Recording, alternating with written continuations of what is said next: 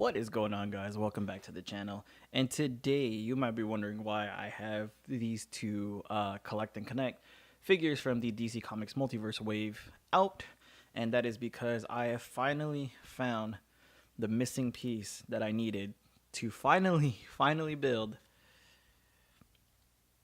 the Super Luthor. So let's go ahead and show you guys all these pieces, connect them together, and just do like a little quick review. Now, just a real quick rundown. This piece was probably the hardest to find. This one comes with the DC Comics Multiverse Vixen, and I hate it. I hate it because I finally had this piece, and what do I find in stores after months of searching with no results whatsoever? I find Vixen out in the wild. I'll probably post a picture right here. I got it, so I could probably use it as trade bait or whatever, or later on down the line if I want to sell it or whatnot.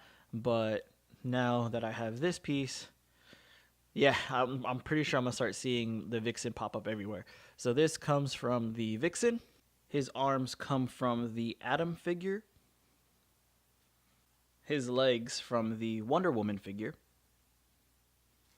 And finally, the cape and the head from the Gotham by Gaslight Batman figure.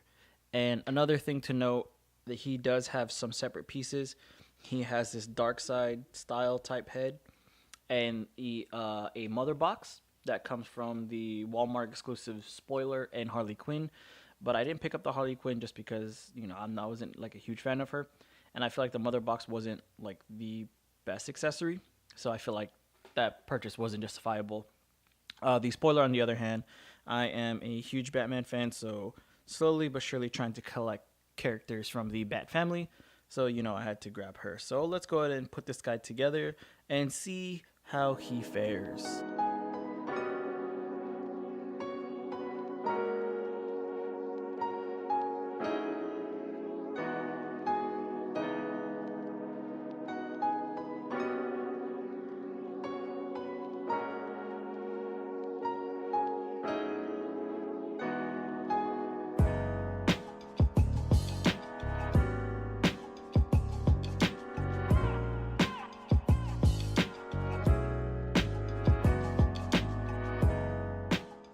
And here he finally is, the Super Luthor Collect and Connect figure from the DC Comics Multiverse wave. So finally glad to have this guy. I've been hunting his pieces for months, and is it worth it? Let's find out. So I'm not going to go into articulation and all that, only because I'm pretty sure you guys have seen a bunch of reviews on him, possibly, maybe already. If not, he comes with the standard articulation. I'm not going to run through it. I'm just going to run through his overall appearance, what I like and what I do not like about him. First thing to note, the cape, although it's very, very nice to look at, very, very nice posed, it is in the greatest when it comes to staying secure. It's only connected by that little piece, that little plug right there. So I'm going to go ahead and take it off for the rest of the review. So his overall, let me bring it a little bit closer. So his overall look is very, very nice. Sorry about that. So his overall look is very, very nice. The one thing I don't probably like about this figure is that his shoulder pads, pauldrons, whatever you want to call it, they're attached to the torso. And for articulation purposes, I understand how it's like that so it doesn't get in the way. But, you know, if you're putting it up like that, it looks kind of weird just sticking out. So, but the design wise overall is very nice. Like his head, I like the skin tone, the flesh tone on it. See if I can focus that a little bit better. There you go. His little collar piece is really nice. His overall suit, the big S on the chest, his forearm pads, the gauntlets, his bodysuit going down to the legs. I love how they kind of hid the cut of the leg with the armor overlapping. And then going down to the legs, the nice shoulder, sorry, I don't know why I keep saying shoulder, but the nice shin guards, and then the boots are pretty nice. And then here's a look at the back. And then I know Lex Luthor does wear a lot of armor, and like / power armor in a lot of the comic book storylines. And I believe this one was when I think, correct me.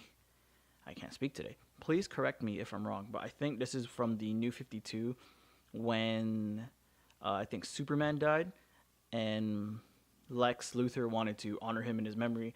I guess try to be a good guy for once, and then he became the Super Luthor.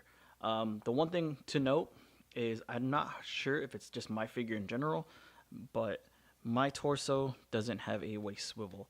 It has an ab crunch, but no waist swivel. So I don't know if that is a thing for him, or it's just my figure and I probably got to heat it up. I already tried doing the hot water method, but it didn't really work. So if that's the case, please let me know. Maybe I just need to put in hot water a little bit longer. So let me compare Super Luthor to the other two Collect and Connect figures I have completed. So comparing it to Clayface, you can see Clayface is super massive compared to the Super Luthor, but these two, I think it's kind of interesting with the fact that with all the blue box DC Multiverse figures, all their Collect and Connect pieces so far have been villains. Started off with Clayface, I believe, and then Super Luthor, the Trench Warrior from the Aquaman film, and then Lobo. The next one I believe that's coming out breaks that trend. I believe that's going to be the Ninja Batman. But yeah, I think it's kind of cool because with me personally, I love DC Comics. I love their villains, so I'm trying to up my villain game up, and this is just a welcome addition to the villain shelf. So let's go ahead and compare him to Lobo next. And here, taking a look at the Lobo Collect and Connect figure standing next to the Super Luthor. I don't know if you guys noticed already, but I did switch out his head into the Darkseid head. Lobo also has an alternate head, so I think that is pretty cool. You can see Lobo size-wise, like body-wise, he is stockier, and then he is whiter, and then just a hair bit taller. And this is when I have both figures trying to stand up as straight as I possibly can. And then the legs are similar size. Lobo's torso is a little bit smaller compared to Luthor's own, and then how Lobo has his boots going all the way up, so that's obviously going to make it bigger / wider and taller. So, but very, very similar size if you guys were ever curious.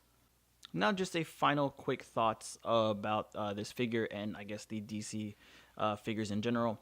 I love the direction that they're going in. I actually have the full Batman Ninja Wave pre-ordered. I think it comes with, please correct me if I'm wrong, I know it's Starfire because I'm very excited for her. I know it is, actually, you know what, let me go ahead and look it up real quick. Alright, so the Wave, I'm actually pretty excited about this Wave except for one figure. So the Wave is going to be Beast Boy. It's going to be the Wally West New 52 Flash, I believe. It's the one with the all red suit and the white lightning stripe. Starfire, which I'm very excited for. John Stewart Green Lantern. I already have the DC Icons John Stewart Green Lantern, but more lanterns are always a welcome addition. And then the Black Lightning from the CW show. Don't get me wrong, I was a huge fan of the DC Arrowverse series, but it is getting kind of the storyline is a little bit hard to keep up with, especially with the Flash. I heard his storyline isn't being the greatest. And then Dick Grayson Nightwing, one of my absolute favorite characters in DC period, so I'm definitely excited to get him. And then the Collect and Connect Ninja Batman. I have the SH Figuarts Ninja Batman figure, so I'm definitely going to be comparing the two when I do build him. And that's going to wrap it up for this real quick review / my initial thoughts on the Collect and Connect Super Luthor. I'm trying to stray away from review type videos only because there's a bunch of other YouTubers who are way better at views than me. I'm just a really small minuscule channel who likes to give his own opinions. Take a nice break from, I guess, the Marvel Legends side because I know Marvel Legends is pretty heavy. And since I am a DC fan, I gotta show love to the Multiverse collection. Sad that Mattel kind of lost the license because they're starting to get things right.